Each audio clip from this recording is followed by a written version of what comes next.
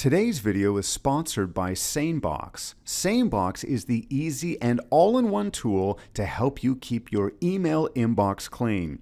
Now, at its core, SaneBox is about filtering, and it uses powerful algorithms to help you filter out unimportant email so you can focus on what matters most. But some of my favorite features of SaneBox are its smart folders. Things like Sane Later, which automatically moves distracting emails into a folder I can review at a later time. Or also Sane No Replies, which helps me to track and notifies me when someone doesn't reply to one of my emails. And of course, all of these folders are smart, and so it learns from your behavior over time. But of course, you can make changes along the way, so you can tweak SaneBox to get the most out of your inbox. If you'd like to learn more and try SaneBox for free, be sure to click the link in the description below. You have a lot of email to write today, and many of those emails include questions in which you are wanting a response. So how can you increase your chances of getting a reply to your emails? Well, that's what I'm going to show you how to do today.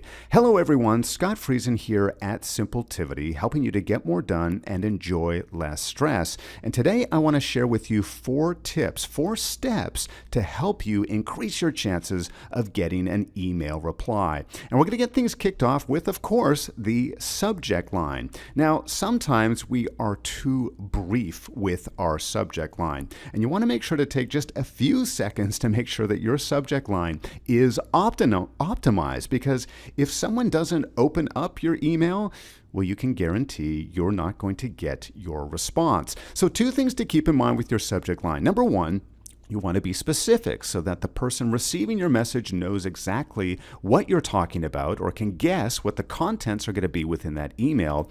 But the other thing we want to keep in mind is to keep our length in check. And studies would show that the optimal length of a subject line is somewhere between 3 to 7 words. It's hard to be specific with just 1 or 2 words, but because we are dealing with emails so often on our mobile devices, we want to keep it to 7 words maximum so that the person reading it can see the full subject line and not get things hidden and, again, decide to move on to something else. So in my example here, I'm going to be replying or sending an email to someone that I've already had a previous conversation with, and I'm going to be sending them a pricing quote, or actually, I'm going to be following up with them about a pricing quote. So my subject line is going to read, pricing quote for productivity, a productivity workshop. Oh, let's spell it right there.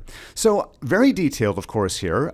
It's about the workshop and it's about a pricing quote. So when the person receives this, they're going to know exactly what I'm talking about, and I'm within this 3 to 7 word limit.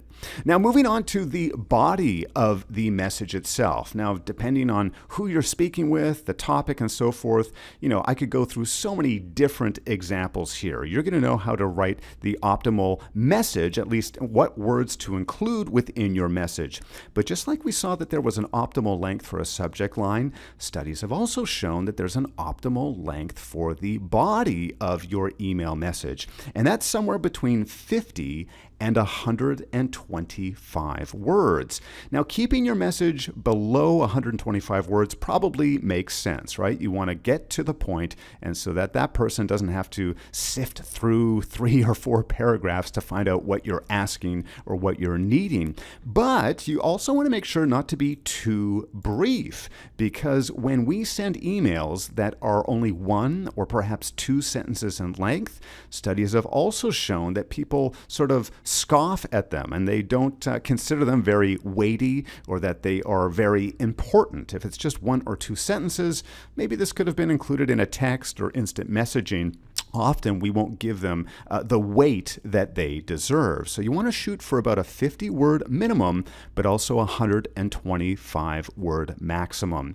Now, I'm not going to get into the details of the contents of my message because, of course, each and every email is unique. But tip number 3 has to do with the question itself. And here you can see at the very end of my message, I said, can we set up a call for Thursday to discuss in more detail? And my tip for you here isn't so much to to do with length, but the placement of this question. Sometimes when you've added the question in the middle of a paragraph or even at the end of a short paragraph like this one here, it can get lost in the mix. So my tip for you here is to, whatever that key question is to put it on a separate line, a distinct line within your email. The reason being is that it's so much easier to see. In fact, when this person first opens up this email, they may actually see this question mark in the corner of their eye, even before they've started reading the entire email itself. So I have found it very, very effective to put your question on a separate line. You can catch them up to speed up here. You can give them some other content or backstory here. But when it comes to that key question that you're asking, try putting it on a separate line. It just makes it stand out that much more.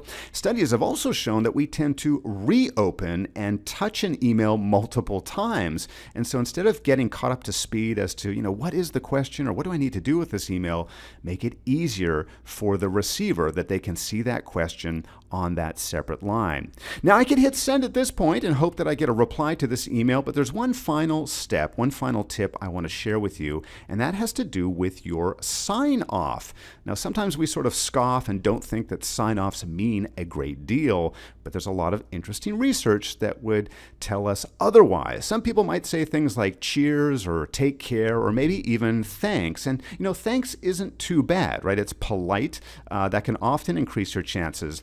But let's go one step further, and we're going to put thanks in advance. And again, some pretty interesting research have shown that thanks in advance will greatly increase your chances of getting a reply. Of course, none of this is going to guarantee a reply, but there's something about thanking someone before they've actually done the request or before that they've answered your question. It makes the person who's receiving this email almost feel obliged to send you an answer or to send you a request. So you may want to experiment with including thanks in advance as a part of your sign-off. So in quick review, tip number 1, in the subject line, let's be specific and keep the word count between 3 to 7 words.